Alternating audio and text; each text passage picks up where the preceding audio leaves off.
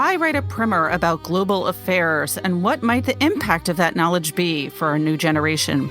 Richard Haass will join us to talk about his book, The World. How does a critic approach fiction in translation? Abhrajyoti Chakraborty will be here to talk about new fiction from Japan, Cuba, Palestine, and France. Alexander Alter will have an update from the publishing world. Plus, we'll talk about what we and the wider world are reading. This is the Book Review Podcast from the New York Times. It's June 26th. I'm Pamela Paul.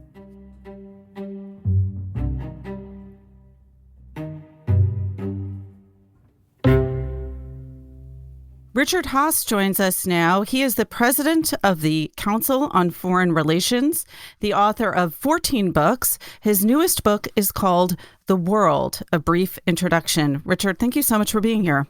Thank you, Pamela. So I have to say up front, we are recording this podcast on June 18th, and I'm sorry to bring up another book, but I'm going to because it's so much in the news. Yesterday, John Bolton's forthcoming book, The Room Where It Happened, leaked to the press, and a lot of it was reported widely. I don't know if you've seen the book itself, but I'm sure that you saw what got out there. I'm curious to hear your reaction. Well, I've not read the book. I've seen all the news reports. My basic reaction is if all that, what he reports is true, it's not clear to me why he remained where he was as long as he did. It's not at all clear why he saved it for the book rather than testified at a critical moment in the country's history. So he comes off to me as something of an enabler and then an opportunist.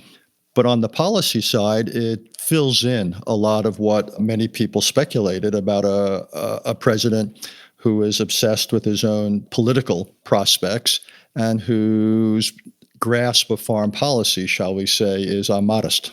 In terms of foreign policy specifically, because that's your area of expertise, what surprised you the most, or what did you find the most revelatory in terms of the things that came out or have come out thus far? One is simply a lack of basic familiarity with facts, with what he inherited. Inappropriateness vis-a-vis foreign leaders, the idea of encouraging a degree of involvement in our politics. What didn't come out in the public report so much, actually with one exception, which was the threat to leave NATO, it reinforces the sense that Mr. Trump is a radical departure. Every American president from Harry Truman through Barack Obama, whatever their differences, had a lot in common. And Donald Trump is the first person to be in the Oval Office as president who did not share and does not share many of the basic assumptions about this country's role in the world. And he was willing to throw it overboard, to talk about leaving NATO, to enter into fundamentally different relations with America's foes. And it's just a stark reminder of just how different he is from every other person who has held that job. Well, while we're on that point, there was, of course, a lot of talk after he gave his commencement speech to the graduating class at West Point this year. And one of the comments I saw, I think it was in an article, an op-ed, perhaps online, remarked that U.S. foreign policy has really fundamentally gone from helping other nations and sort of lifting them up and moving them towards democracy to defending against our enemies. Does that analysis ring true to you? Not quite. At any point in American foreign policy, there's always a tension between realism and ideals. And promotion of democracy or human rights have been an aspect of foreign policy essentially until this administration, but rarely have been dominant. And I think for a lot of the Cold War, for example, we were willing to get awfully close to a lot of unsavory regimes simply because they were anti-communist. No, what's different about Donald Trump is not that. It is that he sees the costs of American foreign policy almost exclusively, doesn't seem sensitive or in recognition of any of the benefits. So he's as close as we've had to an isolationist, certainly is the most unilateralist president we've had, sees trade agreements as rigged against us. These are deeply held views. He came into the job, I know this because we met once during the campaign, he came into the job sincerely believing that allies were there to take advantage of us and that the United States, whatever we derive from our involvement in the world, was overwhelmed by the economic costs of it. What were the circumstances of your meeting with him? He was at that time running for president, and we knew each other from the world of golf. I think more important, he would see me on Morning Joe, because that was the phase where he was on that show quite a lot. And he asked to get together with me to talk about foreign policy. And we spent an hour in his office at Trump Tower. And I would just say that I can't discern any impact I had. What did you most want to convey to him? What I most wanted to convey to him was to make sure he understood what he was inheriting, and that for 70 years, since the end of World War II, we have had an extraordinary run of history. If you think about it, compared, say, to the first half of the 20th century, we've avoided great power wars. The Cold War stayed cold. We've seen extraordinary improvements in living standards in the United States and around the world. We've seen extraordinary improvements, ironic because we're talking in a pandemic, in longevity of life around the world. All sorts of diseases have been eradicated. We've seen democracy much increase its footprint in the world. This has been an extraordinary era. You could almost call it a golden age in global history. I'm not saying things haven't gone wrong. I'm not saying we didn't make mistakes in Vietnam and Iraq and so forth. But by and large, it has been an extraordinary run, totally affordable. We've been able, if you will, to have our cake and eat it. We've been active in the world, but things have improved at home. And I'd wanted him to gain an appreciation of what he was walking into. And needless to say, I did not succeed. All right. I want to talk to you about some of the most recent developments in American history and international history, two of which have taken place after you finished writing your book, The World, A Brief Introduction. And to be upfront, those two obvious things are the pandemic and the Black Lives Matter movement. And of course, the one that occurred while you were writing this book, or presumably before, during, was the 2016 election of Donald Trump and the shift that resulted in the United States' relationship with the rest of the world. But I want to start first with your day job, running the Council on Foreign Relations, because it's an organization, if you're not in it or you're not familiar with what it does, it sounds very mysterious. I don't know that many people understand exactly what the council does, what its purpose is, what its history is, and its mission. Well, thank you for asking. It is my day job. The council was created in this country 99 years ago. 2021 will be our 100th anniversary. It was created really amidst the debate about what the United States would do in the world after World War I, amidst the whole debate about the League of Nations. And it was founded by a bunch of businessmen and lawyers, essentially in the Northeast. And the whole idea was to have a constant conversation, they called it conference, about this country's relationship with the world. The implicit bias was against isolationism. There was a bias in favor of joining the new League of Nations. Needless to say, they failed. The United States did not join the League. Isolationism and protectionism were rampant until World War II. And what the Council has been over this century is many things. We're a membership organization. We're now 5,000 members scattered around the United States. We're a publisher. We've got several websites, CFR.org. We publish Foreign Affairs magazine. We're a think tank. We have maybe 75, 80 scholars working on every aspect of international relations. We do all sorts of meetings. I like to say we meet more than any organization with the possible exception of the European Union. We are an educator. We are now in the process of producing all sorts of educational materials for use in college and high school classrooms and also beyond the classroom. And we're a resource. We're nonpartisan. We don't subscribe to either party. We don't take any support from the U.S. or any other government, so we're independent. And we're meant to be a resource for members, but also for non-members, for religious leaders, for mayors, for governors, for students, for teachers, you name it, to help them better understand the world and better understand foreign policy choices. Your new book is called The World, A Brief Introduction, and it feels like, and correct me if I'm wrong, this is a book where you are almost trying to do what the Council on Foreign Relations does for beginners, in a way, for people who don't understand why all of this is so important. Was that the intention that you had writing this book, or what was your goal?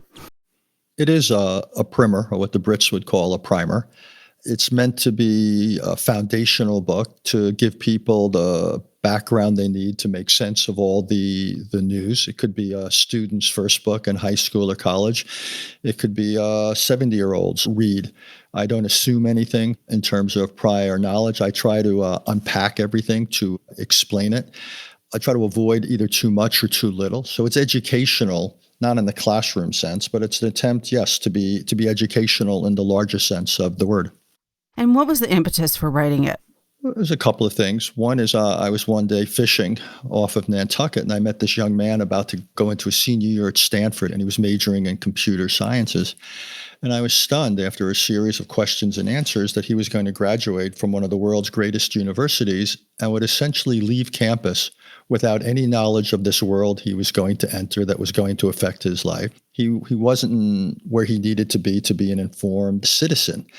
And when I went back to my office in New York, I looked at it, and it turned out that that was true not just of Stanford, but of virtually every college and university in the United States, that these courses were offered in most cases, but they weren't required. You could navigate your requirements and essentially leave campus illiterate about the world, and all this at a time, and as we're living through now, all this at a time where the world has such a fundamental role to play in our lives, whether it's pandemics, or as we learned on 9/11, terrorists, or whether it's climate change, or virtually any other manifestation of living in a global world of nearly 8 billion people. And I was simply struck by the gap between the objective importance of the world and how little many Americans, and not just Americans, but how little many Americans knew about it. And so what my goal was to make them more informed. And the more I looked at it, there wasn't a book that did it. Most of the textbooks in the field, they're written as if they were written to discourage people from reading a second book. They're heavy on theory that, from what I can tell, bears little or no relationship to the real world. So I wanted to write a book that was interesting,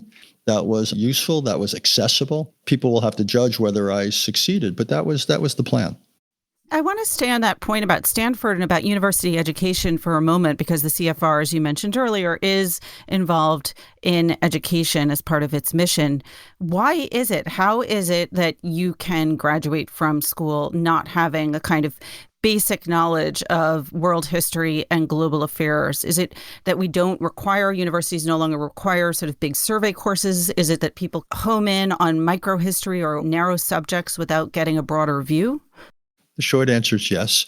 I think universities are loath to declare themselves and say, this is what you need to be an educated person. Because one could argue that you would want to have people not just have skills like critical thinking and writing and speaking and the rest, but you would want them, for example, to know about American democracy. Why should we assume the DNA of our democratic process and values automatically gets transmitted from one generation to the next? I don't think it does. But yet, you can graduate from virtually any campus and not have taken anything that in my generation was called civics. Same thing about the world. I think universities are reluctant to make that judgment that this is what it is we believe you need. And we live in an age where everyone feels that they're in a best position to define what it is they want. It's kind of a la carteism. And my argument is we ought to deliver a fixed pre-menu. And if you don't like it at our school, fine. Maybe we're not for you. There's a lot of other schools which will offer up their view of what a modern education needs to be. But from what I can see, universities are extraordinarily reluctant to do that.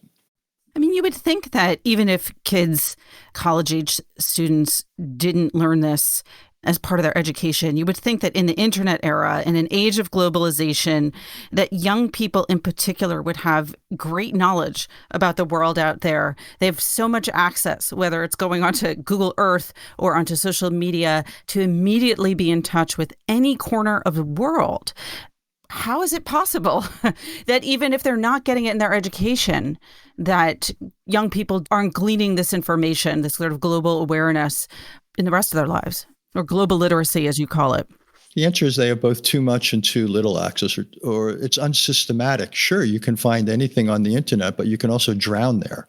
Or you can find yourself on websites that have had no editing. There's no gatekeepers. So how is somebody supposed to get a balanced, comprehensive, fact-checked take on something? And the answer is you can't assume it. You certainly won't get it watching the nightly news on the networks.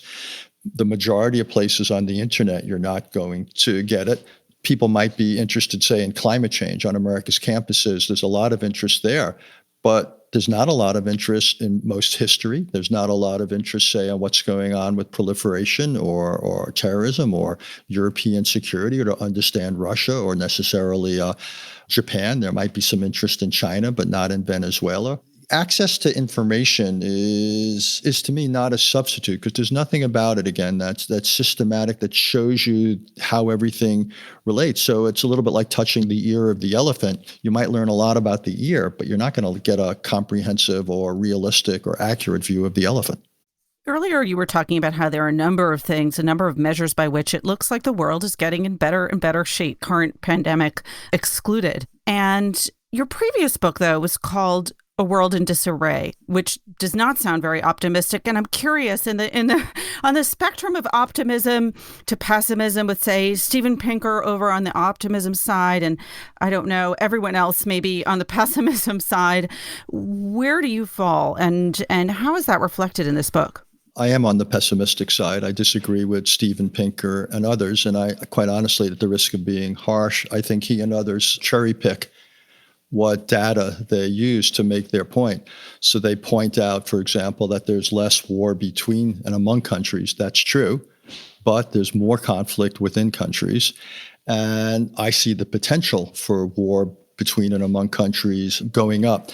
But I'm definitely on the pessimistic side. I think history pulls you in that direction. I also don't think that good things just happen. And when I look at the trends, when I look at things like the revival of great power competition, when I look at the growing gap between these various global challenges like climate change and the global response, when I look at the fact that more than 1 out of every 100 people in the world is either internally displaced or a refugee, and above all, when I look at the reality that the United States, which has been the architect and the general contractor of international order for the last 3/4 of a century, is now pulling back from the world, is abdicating, and I don't see anybody else willing and able to take our place, I am increasingly concerned about the trends. And I think what's going on in our country recently, Pamela, will exacerbate that. I believe and fear we are in for a serious phase of turning inward. We've got to deal with the pandemic. We've got to deal with tens of millions of unemployed. We've got to deal with racism. We've got to deal with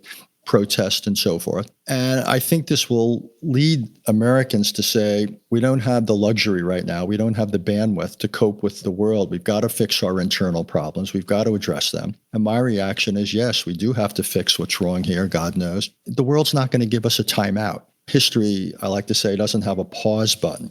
So we've got to do both. But my concern is we're not going to have the appetite to do both. And we're going to turn inward just at a time that there's an argument we actually need to be more, not less, involved in the world.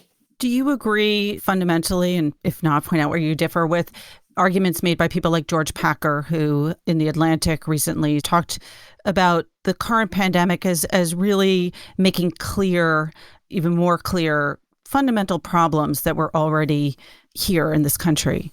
Or has this made them worse? I think the problems were there beforehand. Anyone landing at an American airport would notice the poverty of our infrastructure. 30-odd thousand or more Americans a year die from guns. More Americans die every year from opioids than died in the Vietnam War. K through 12 education is simply, I think, often scandalous in this country. I could go on, but I think, even something like healthcare, we spent, nearly twice what the average developed country spends on healthcare. But the last I checked, we're not twice as healthy and we don't live twice as long. So there's many things that are wrong in this country. George, in his article, went farther than I would have gone. But I think the idea that there is something wrong here at home, I think that's true. We've got to fix it both for in and of itself. We need to do that. But also it's important for our national security. We're not going to set an example others want to emulate if we're seen as deeply flawed. We're not going to be competitive. We're not going to have the resources. We're not going to be able to focus on the world if we face massive problems here at home. And the whole lesson of this pandemic and the whole lesson of 9/11 is we can't ignore the world. Or if we do ignore the world, it's at our peril. These oceans that surround us are not moats. We've got to pay attention to the world, and we've got to fix things here at home. By the way, the good news is we can afford to. If you look at everything we're now spending on defense, as a percentage of our economy, as a percentage of our gross national product, it's actually only about half what we averaged during the Cold War. And the last I checked, during the 50s and 60s, we did okay here at home. So the message I take is we can do both. We should do both. The challenge for a president and for other leaders is to make that case to the American people. Okay, speaking of big problems here and abroad, the most recent big news story in this country, of course, has been around race and racism and the current protests, the Black Lives Matter movement.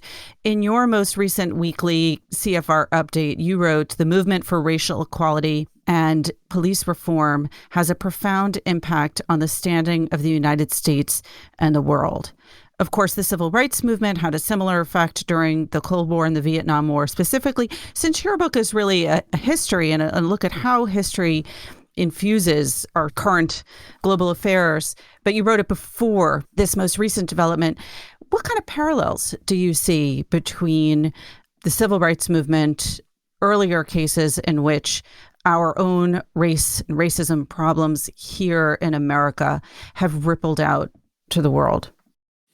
I actually think they have multiple effects, but what's really in common is that, to use an expression we used during the 60s, the whole world is watching.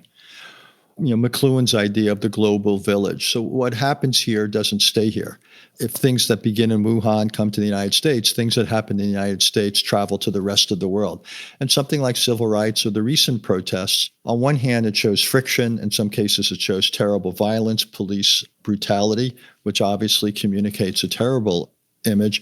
On the other hand, if political protest is largely peaceful and it leads to significant change, then I think it sends a wonderful, powerful message of a dynamic democracy that's able to accept and channel protest into needed political reform. And the civil rights movement in the 60s in particular did exactly that. So I think it tends to cut both ways. And what matters now is really what comes of this. Ultimately, protest can't be an end in itself. It's got to be channeled, I would say, into political reform, whether it's reform of policing or other institutions. Hopefully, a lot of people will register and they will vote. But I think all things being equal, in recent months, the United States has hurt itself more through the pandemic. What's seen as a largely inept performance. I can't imagine, Pamela, that any leader in the world would get up in the morning and say to his government or his people, I want to emulate the United States and handle this just the way they are. Inconceivable to me. So I think we've taken a major hit from that. These protests, we'll see. I think the jury is out on that. And if, again, this leads to significant reform, then I think that could have a powerful effect on the rest of the world, particularly on countries where peaceful protest is not allowed. So this is a kind of tough question, I think, for anyone leading any organization, any of those institutions that you are talking about, which is, how does Black Lives Matter and this movement towards greater representation affect an organization like the Council on Foreign Relations? Do you find yourself and your membership looking inward and thinking, okay, what do we do here? Absolutely, in several ways. One is our membership. As I said before, we have 5,000 members around the United States, and we're looking at our statistics and our trends, and the answer is we're doing better than we did, but we're still not doing good enough, so we will double down there. I think the biggest issue in the field, and it's one we can do something about, is that there's very little representation in this field of foreign policy, international relations, what have you, of minorities. The best thing I think we can do there, and I'm committed to doing it, is to create a pipeline. So we're spending a lot of time with internships, with research assistants. We're spending a lot of time at the historically Black colleges. We do an annual diversity conference. What we're trying to do is get more and more young people of color, and also women, also Hispanics, you name it, to basically see just how interesting and just how important this can be as a career path. So that won't give us instant change, but that's the sort of change over time where we can make I think we can make a real difference. So I am committed to doing that in as many ways as we can. We've obviously got to look at our own hiring and staffing issues, and we can and should do better there. But I actually think one of the important missions of the Council on Foreign Relations is to be a developer of talent. is to be across the board. It's one of the things I'm increasingly interested in. And I think over time, we can make a real difference. So, and you'll see it then in 10 years or 15 years in academic departments, in the State Department or elsewhere in the U.S. government bureaucracy, in NGOs around the world. I really want to introduce to a lot of young people around the country who normally might not come into contact with this. I want them to see that this is a career that they ought to give serious thought to. All right. One final question. It's also off the news. And I think that it would probably have been front page news if it hadn't sort of happened in the midst of multiple crises, which was the decision. I think it was Angela Merkel who first said, I'm not going to come to Washington for the G7. And there were a number of reasons why. And I don't think she was not the only global leader who hesitated to come here, not necessarily because of the pandemic, but because of a reluctance to align with the United States. When you read that news, what was your reaction? To me, it was just another sign of how much our alliances have been allowed to deteriorate. She obviously didn't want to get part of a photo op. She has no enthusiasm for Donald Trump. I think she's made the strategic decision that for so long as he is president, she is going to devote the bulk of her calories to Europe, to working in particular with Emmanuel Macron, the president of France, to essentially revive the European project, the European Union, and I think they may well succeeding at it. But to me, it's depressing. It was, though, a sign again of how our alliances have been really hurt by this administration. And what's so tragic about that is there's virtually nothing in the world the United States can do better by itself than it can do with others. Multilateralism, to me, is a necessity if you're dealing with global issues. One of the great advantages of the United States is we have this large pool of partners, our allies in Europe, our allies in Asia, like Japan, like South Korea, like Australia. So to throw away these alliances, to see them in transactional terms, or worse yet, as some kind of a foe, is to me, is to give up the great structural advantage of American foreign policy. China doesn't have allies. During the Cold War, the Soviet Union didn't have real allies. It had countries that had no choice. We get up every day and we have real allies who can work with us on dealing with this or that regional or this or that global challenge. Say, if we want to reform the global health system to make the World Health Organization better or to produce another organization, well, where else would we go? We'd go to our allies in Europe and in Asia and we'd say, hey, let's work together to do that. So when I see one of our principal allies essentially say, it's not worth it to me to come over here, that's a really sad commentary on the state of American foreign policy. That's leaving on a down note, but on a positive note, people can certainly start by reading The World, a brief introduction to understand why this matters and why they should care. Richard, thank you so much for being here. Thanks for having me, Pamela. Richard Haass is the president of the Council on Foreign Relations. He is the author of 14 books, and his newest book is called The World, a brief introduction.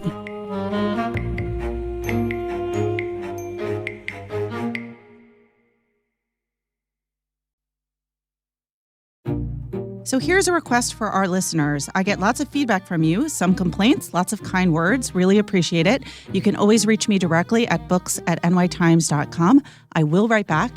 But you can also, if you feel moved to do so, review us on any platform where you download the podcast, whether that's iTunes or Stitcher or Google Play or somewhere else. Please feel free to review us and, of course, email us at any time. Abhrajyoti Chakraborty joins us now from New Delhi. Abro, thank you for being here. Thanks for having me. So, Abro, you reviewed 4 books in translation for us this week. I'm going to run down the titles, and then we'll talk a little bit about the group of books and about the books individually. The books you reviewed for us were Tokyo Ueno Station by Yu Miri, translated by Morgan Giles; The Fallen by Carlos Manuel Alvarez, translated by Frank Wynne; Minor Detail by Adriana Schibli, translated by Elizabeth Jacquet; and Tropic of Violence by Natasha Apana, translated by Jeffrey Strachan. I'm sure that I've mispronounced some of those, which brings me to my first question about translation. What are the challenges of reviewing translated literature when things are written in a language that you may not speak or have read before yourself? Different critics have different guidelines that they live by with this, but the one I adhere to, at least with the languages I don't know, is that The English should be, I guess, colloquial and not really interrupting the flow of the narrative. That's really integral to me. Apart from that, one tries to suss out what's really the motive of the writer writing in the original language. This usually takes about a couple of readings and then to align oneself with how much the translation is sort of working towards that, or is it hindering the writer's motive as far as you can suss out. I think people make the assumption that you would have to know the language of origin in order to write about the translation itself. I don't know if you've read translated work in a language other than English that you do speak. Do you feel like you're at an advantage when you do speak both languages? You do, but then when you read, it's really a translated book is really a different book in a certain sense. English has a different idiom, and things that say work in the original language. Say, I can speak a couple of other languages apart from English. You can't really expect those things always to work in English. So a translation has to work separately in its own way. Let's start with the first book, Tokyo Ueno Station by Yu Miri, translated by Morgan Giles. This book is a kind of ghost story. Is that right? I'm glad we're starting with this. This was one of my favorite books of the four, and it's narrated by a ghost named Kazu, I guess. And he used to be a construction worker in Japan. He's worked in Tokyo. He's worked in parts of rural Japan. But the essential point being, all his life he has lived away from home. But towards the end of his life, he ends up in a place. It's a very special place in Tokyo called Tokyo Uno Park. And he sort of ends up there in a homeless camp. The entire novel is told in this retrospective voice of how Kazu came to end up in this homeless camp. You describe it as modernist. In what sense is the novel modernist? Well, it's modernist in the sense that it's narrated in a very experimental way. Kazu isn't always just speaking about his stories or confessing his feelings. It's interspersed with, say, conversations he might be overhearing from people around the park, be it visitors or his fellow homeless dwellers. He's a ghost, so sometimes he will just disappear into one of the nearby museums, and you'll have pages of descriptions of paintings or what's really happening inside galleries, interspersed with Kazu's observations of visitors coming there and what he really sees or what he really remembers. Then one of the best parts that keeps recurring is sometimes you have these train announcements that we sort of hear on subway stops, always recurring.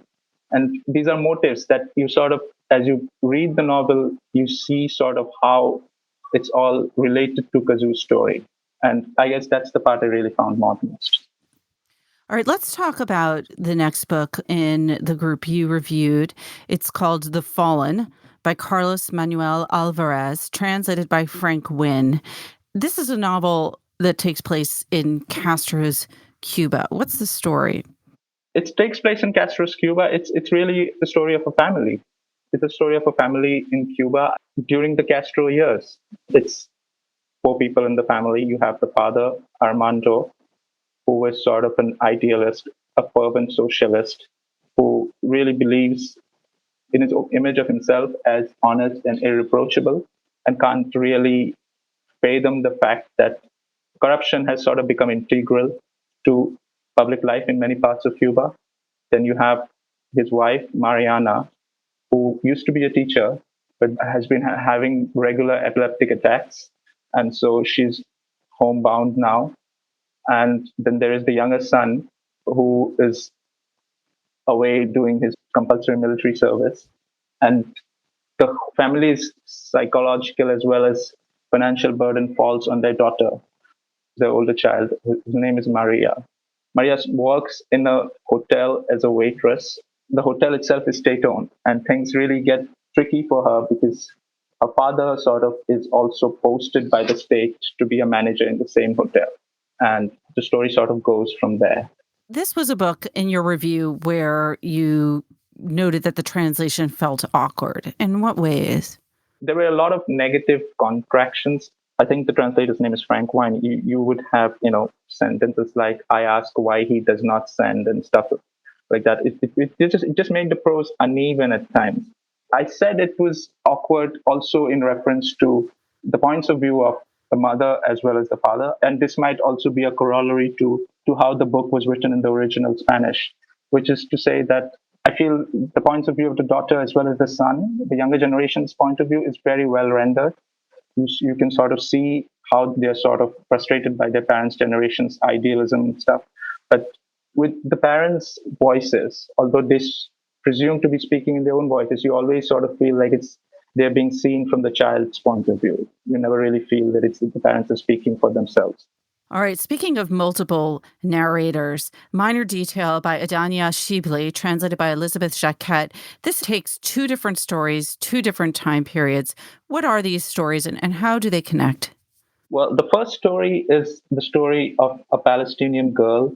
The story is set in 1949. It's a Palestinian girl is, I guess, first captured by a platoon of Israeli soldiers near the border with Egypt. And she is gang raped. She is murdered. That's the story, the first story it's told, but the story is seen as unfolding from the Israeli platoon commander's point of view. And the second story is the story of a Palestinian woman living sometime in the present century, I guess, in Ramallah in the West Bank. And she hears about the story reported by an Israeli journalist. It's a commonplace story for her, as she says it, but she's transfixed by this minor detail, which is that the crime was committed exactly 25 years to the day before she was born. And this brings up a sort of strange curiosity in her.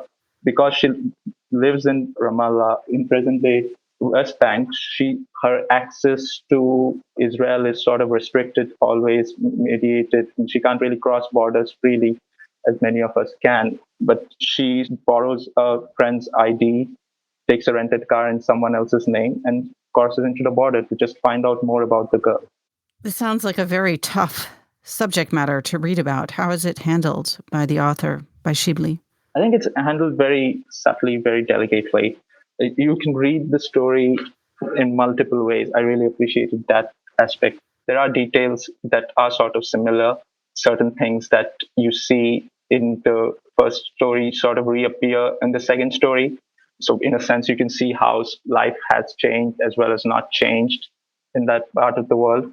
But at the same time, there is also a way in which, because after you've read both the stories, knowing that the woman from Ramallah in the present day is sort of on a quest to recover the story of the Palestinian girl, you can sort of also read retrospectively the first story as her reconstructed version of what might have happened. What does the title Minor Detail refer to? Minor detail, in a sense, refers, well, very literally, it refers to the detail or the coincidence, I guess, that the crime was committed exactly 25 years to the day before the woman from Ramallah was born. But it also refers to the details that show up in both stories. In one story, it's haunted with a certain significance. Like you have the smell of gasoline, which in the second story is really commonplace. But in the first story, it's the smell that the Israeli commander associates with the Palestinian girl. He never really sees her as a human being. She's constantly dehumanized. So you see these details, how they become parallel. And of course, when the girl was found originally by the soldiers in 1949, she'd been found with a dog. And there's this whole crescendo of dogs always howling in the desert in the first story, which sort of again recurs in the second story. But in the first story, it always signifies something ominous. But in the second story, it's just a background sound. Avro, we did not give you very cheerful books to review, I'm afraid. The fourth book is called Tropic of Violence by Natasha Apana, translated by Jeffrey Straken. This novel takes place on the island of Mayotte, which most people are probably not familiar with. Where is it, and what is the island like as portrayed in this novel? Even I wasn't aware of Mayotte before reading this book. I guess Mayotte is an overseas French island in the Indian Ocean, northwest of Madagascar, I believe. And it's part of the Comoro Islands, but the only difference being, while the Comoro Islands declared their independence in the 1970s, Mayotte chose to remain on overseas French territory. So cut to the present day, what that means is you have immigrants escaping desperate conditions in the neighboring Comoro Islands showing up in what they consider France in search of a better life. at least for their children, if not for themselves. So this is the background in which you have a boy named Mose, who's 14 years old. He stays with his adoptive white single mother in Mayotte. And Mose's birth mother had similarly come in one night to the island from the neighboring Comoro Islands, and his adoptive mother happened to be the nurse then. So anyway, cut to the present, he's brought up by his adoptive white mother named Marie, but at 14, she one day just drops down dead at breakfast. And the whole novel is sort of unfolds with what happens after that. And his only badge of difference is that French identity card that belongs to his mother, which in a sense distinguishes him now from the other undocumented immigrants coming to the island. This book didn't quite work for you. Why not? I should say that after this point, really what really happens is that every Mose ends up in a teenage gang, and the gangs, they sort of do everything that you tend to expect teenage gangs to be doing, in fact worse. The entire novel is narrated by voices from the grave. There are sections spoken by his mother, sections spoken by other people who eventually end up dead in the novel. But what really bothered me about the novel was there is constantly a sort of predatory gaze on Mose. So every time he is in a scene, whether narrated by himself or any other character, you always know that something really bad is going to happen, and it tends to always do. So it sounds very heavy-handed. Yeah, but at the same time, it's heavy-handed in a way it didn't need to be, because Moses' predicament, Moses' whole dilemma speaks for itself. What I liked in the novel were those sections where you just see Mose, in a sense, just taking stock of himself or just being himself. You just didn't need to pile up, I felt, so much of crime or so much of, horrific things happening to a teenager to sort of put across the point of how bad life can be in this situation. All right. Well, I'm going to ask you about yourself just briefly before we go, because I believe you are our first podcast guest during quarantine to join us from New Delhi. And I'm curious what the situation is like there now, or at least for you, the extent to which people are quarantined, observing quarantine. What's it like? Well, I mean, India has sort of reached, at least in New Delhi where I live, we are sort of approaching the peak of the pandemic. And so this is really a tricky time in a way. I'm guessing New Yorkers must have gone through sometime a couple of months ago. The lockdown used to be harsher in the months of March and April. But right now, I guess things have been opened up while cases are sort of increasing. So it's really a tricky time trying to figure out how far you can go or how far you can negotiate your own safety and, trying to stay sane as well at the same time. Well, I'm grateful that you were able to take the time out to join us on the podcast this week. I'm going to run quickly down the titles again for our listeners. The books that you reviewed were Tokyo Ueno Station by Yu Muri, translated by Morgan Giles. The Fallen by Carlos Manuel Alvarez, translated by Frank Wynn. Minor Detail by Adania Shibli, translated by Elizabeth Jacquette. And Tropic of Violence by Natasha Apana, translated by Jeffrey Straken. Avro, thank you so much for being here and for reviewing these books. Thanks for having me. Abhrajyoti Chakraborty reviews 4 books in translation this week in the book review.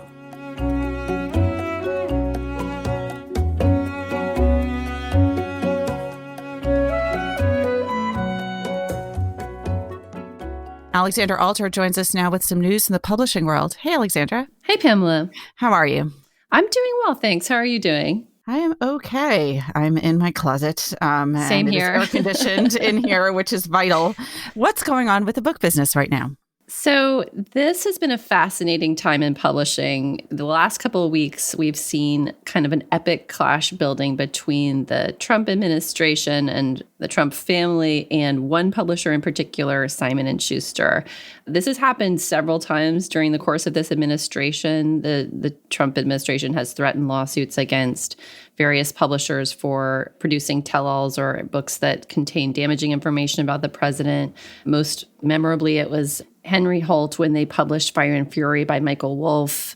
When they got a cease and desist letter from the president's personal lawyer, they decided to put the book on sale early. It sold incredibly well. So the latest is Simon & Schuster, of course, released John Bolton's book this week. And that was something the Trump administration tried very hard to prevent from happening. They told him he had failed to go through the necessary steps to get security clearances and remove classified information. And they finally asked a judge to prevent his publisher, Simon & Schuster, from distributing the book.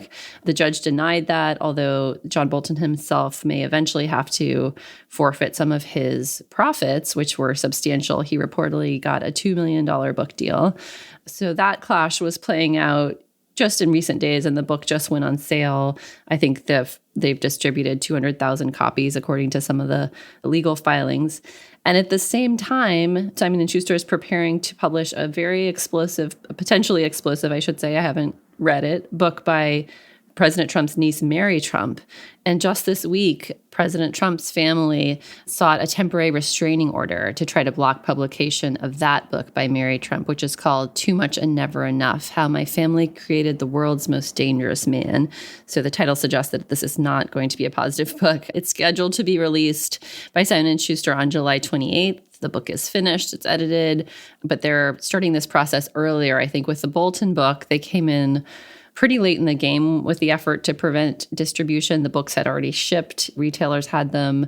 News organizations had them. All the information started leaking out a few days before publication. So the effort to kind of contain the damage came pretty late, and it was pretty toothless as far as preventing the information from getting out. So in this case, they have a little more leeway. But again, I think the legal precedent is it's very, very hard to preemptively prevent information from coming out. So it's going to be another tough battle for them.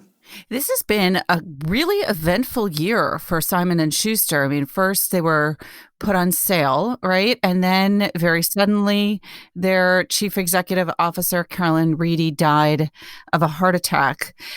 And all of these incredibly explosive books are coming out. Is the company doing well?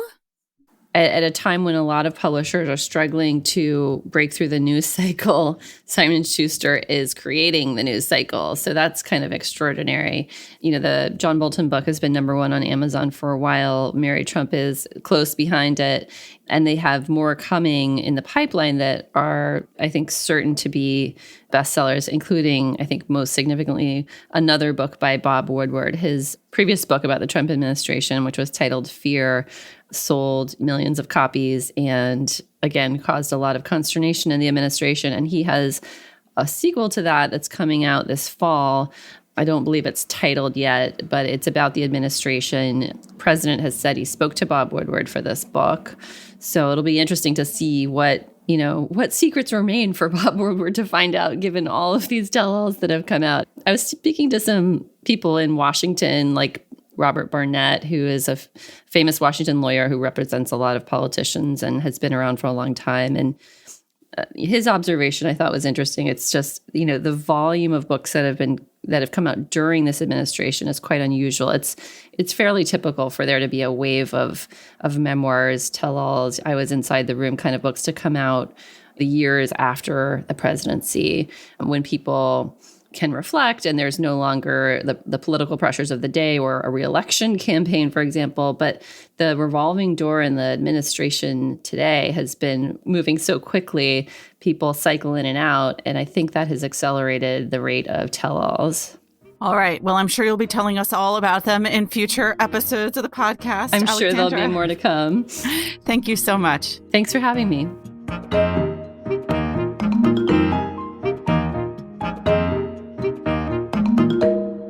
My colleagues Tina Jordan and John Williams join us now. Hey, guys. Hey, Pamela. Hello. I feel like it's been a while since we've gathered remotely together. I do too. Yeah, it feels like that to me too.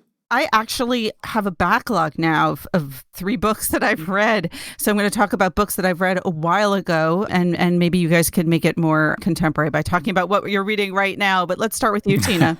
So I'm reading a book called The Summer Book by Tove Jansson, who I think most people know better as a children's book author. I know, Pamela, we were talking right before we started recording about how in your house, the Moomin collected stories are a much battered and much loved book. But she did write some books for adults. And I don't know why I'd never picked this one up before.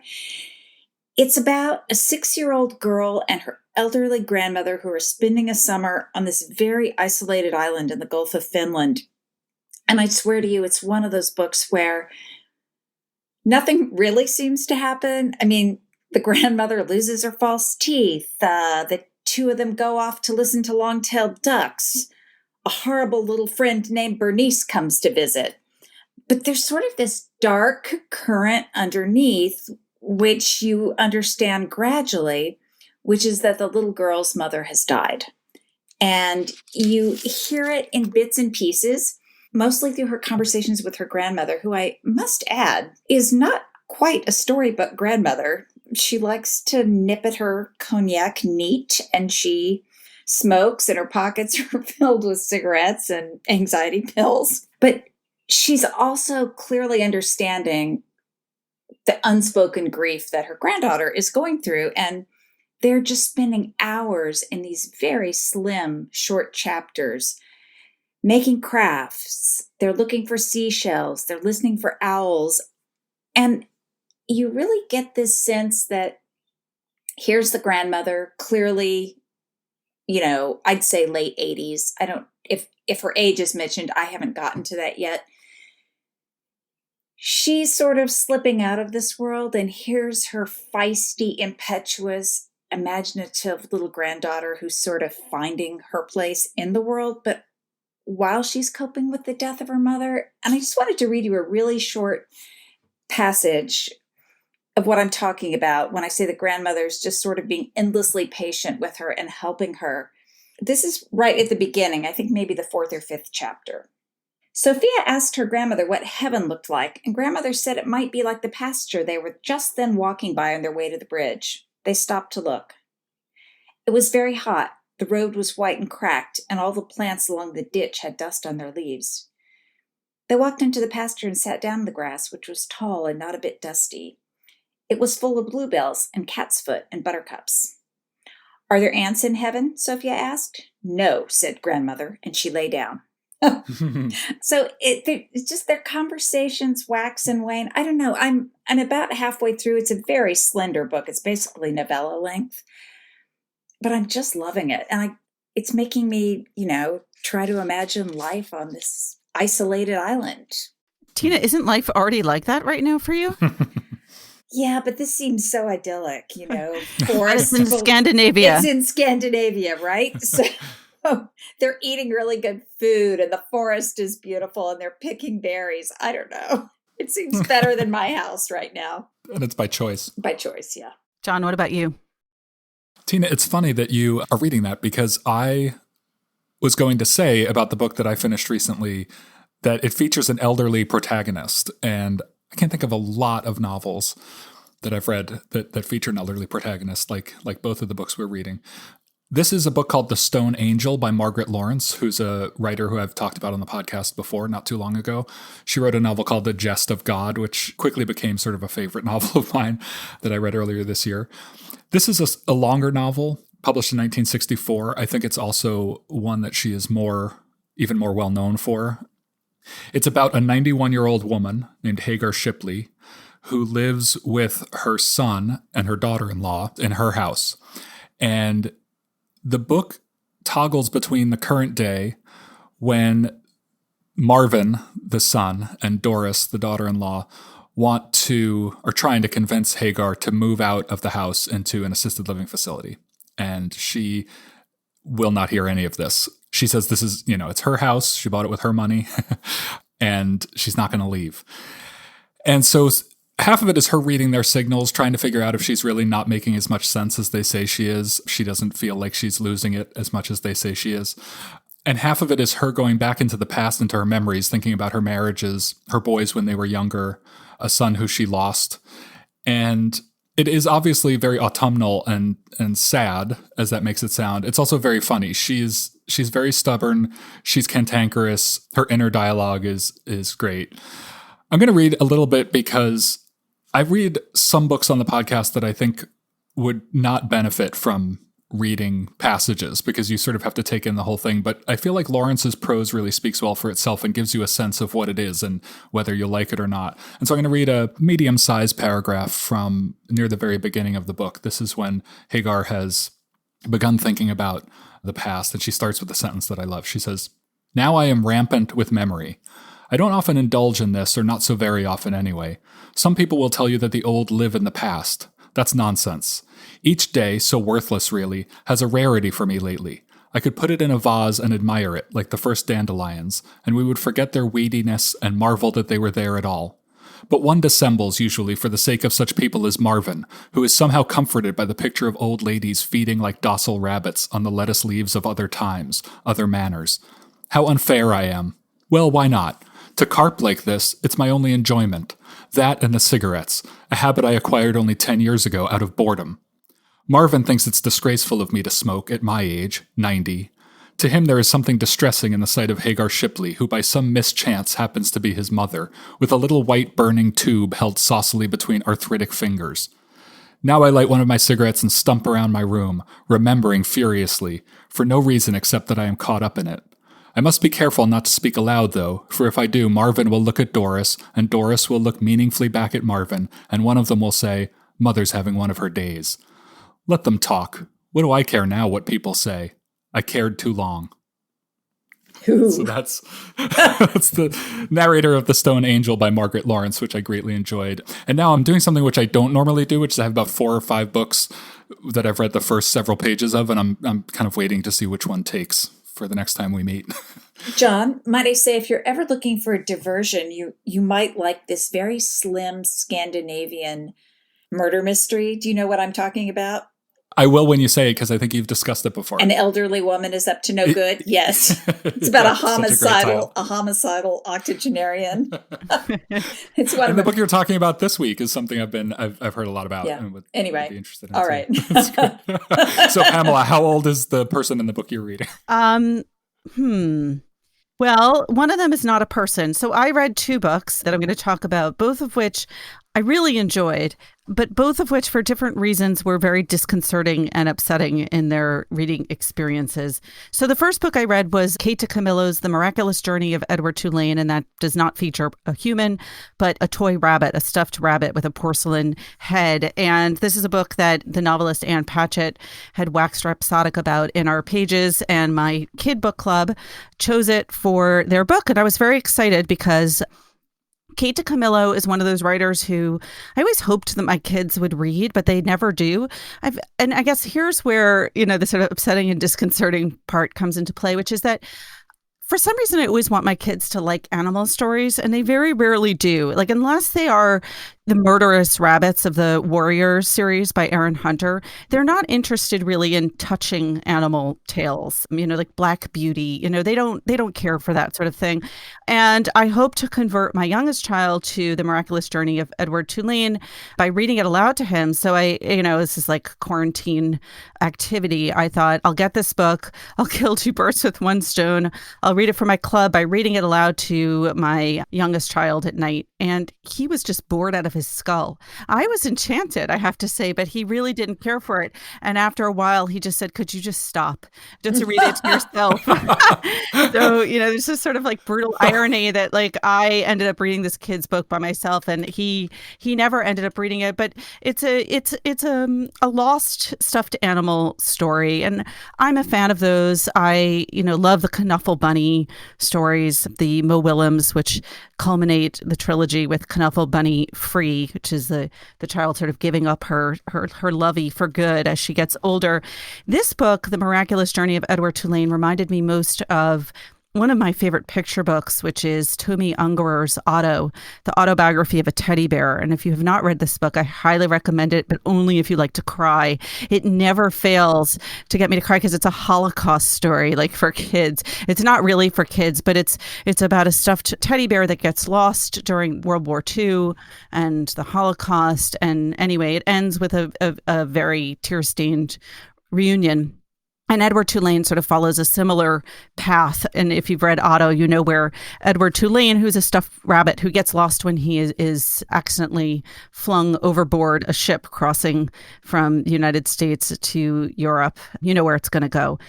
So that was that book. I enjoyed it. My son did not. Can we pause there for a second? You have 3 kids, and you said none of them like these touching animal stories. I mean, is this a generational thing? Because we grew up with them as such a, Black Beauty and many others. I think, John, what it is that if a parent has loved a book as a child, like the child is automatically predisposed to like, I don't know. My kids, I don't know if they were making it up or not. I don't think so. Professed to detest everything I had loved as a kid. Right, it was heartbreaking. I think that your kids, Tina, are like mine, and that there's a strong contrarian streak going on. And 2 of my kids really don't like sad books, which just is like a very sharp divide between our tastes, my tastes and theirs, which brings me to the other book I read, which was Henry James's The American. So I was really in the mood for Henry James or Thomas Hardy. Again, the sadness. And part of my quarantine restriction for myself is really to just read what I've got. I've failed so far, so just don't get any illusions that I'm succeeding in this, but I'm trying to read out of my current inventory. So I don't have any Hardy that I haven't read. And I was looking for Henry James, and I was hoping to finally read The Wings of the Dove, which I'd never read, or The Ambassadors. But all I could find after an extended search in the basement was a copy of The American. And I thought, an early James that I've never read. And so I read it, and I didn't get into it right away. It's the story of Christopher Newman, who's like a typical self-made American millionaire, rags to riches story, goes over to France on not really a tour, but a kind of early retirement. And he's going to finally get to laze about and do all the things he didn't do while he was working hard in finance to make money. And he falls in love with an aristocratic French woman named Claire de Bellegarde. So we really have these like very obvious kind of Dickensian names, and the theme of like the new American man who can establish himself, by his own wit and grit, as opposed to the French aristocrat who is who she is by dint of where she came from and her descendants. That argument to me felt like so stale and so irrelevant as to be dull. And it's funny because I feel like even in the 90s, when I lived in France for the first time, or the 80s actually, like that was still a little bit of a thing, like a tiny remnant in the culture. But right now, it's hard to think of like anyone, frankly, who cares or thinks that's at all an argument of like, the new American versus the old European. But while the theme sort of left me flat, I managed to get caught up in the plot after a while. Will they get married? Will her, evil family succeed in destroying the match?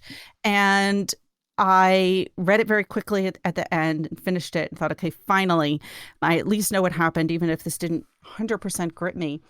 A week or so after I finished the book, I was going through my book of books, which is this, journal I've been keeping of the books that I've read, and going through it for another reason, for a project that Tina and I were actually working on. And to my horror, I found marked very clearly in the year 2004, The American. And I cannot even say, this has happened before. I think The Mill on the Floss was sort of the most obvious instance. I've done this with movies where I've like seen maybe 3/4 of a movie before realizing I'd seen it before. I don't know that I've ever read an entire book having absolutely no idea that I'd already read it. From beginning to end, you would think at some point it would have become familiar. And yet, no, I never once realized I didn't recognize a single thing. I was desperate to know how it ended, even though I knew it would not end well. And so it's really kind of, I'm still horror struck by the whole thing. I'm ashamed to even be admitting it on this podcast, but I sort of have this, urge to take the most shameful things and fling them out into the open. So there you have it. I'm curious if either of you have ever... I think that's going to happen for sure, because when you get bolted in your dotage, like no.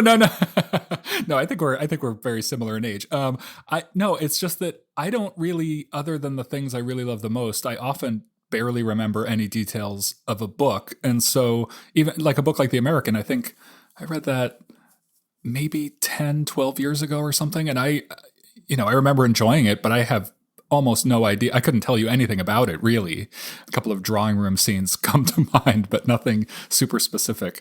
So I think the only thing that keeps me from doing that is that I hold on to so many of my books and I at least mark a little bit inside them. So I think what will happen is I'll start reading something and then 40 pages in, see a marking and think, wait, who did this? Was that me? In my defense, I was very pregnant at the time, and I had the kind of pregnancies that like really weighed down on my brain. I know that I went to see a lot of theater when I was during all 3 pregnancies, and if I didn't walk out, I fell asleep.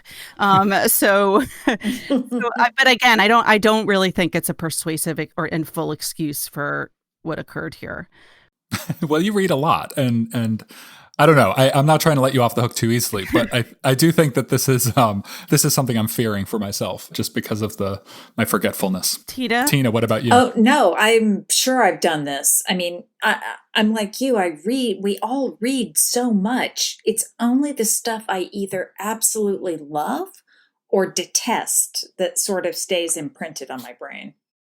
Okay, you guys have made me feel a little bit better. I haven't entirely, I'm sweating here, just to make it clear. I think all 3 of us are ready to read this 91-year-old narrator that I talked about this week. All right, yes, let's all read about older people in Scandinavia or other cool parts. Tina, John, let's run down the titles of the books again. I'm reading The Summer Book by Tove Jansson. I read The Stone Angel by Margaret Lawrence, and that's Laurence. And I read Kate DiCamillo's The Miraculous Journey of Edward Tulane and Henry James's The American. All right, thanks, guys. Thanks, Pamela. Thanks. Remember, there's more at nytimes.com/books. And you can always write to us at books@nytimes.com. I write back, not right away, but I do. The Book Review Podcast is produced by the great Pedro Rosado from Headstepper Media, with a major assist from my colleague John Williams. Thanks for listening. For the New York Times, I'm Pamela Paul.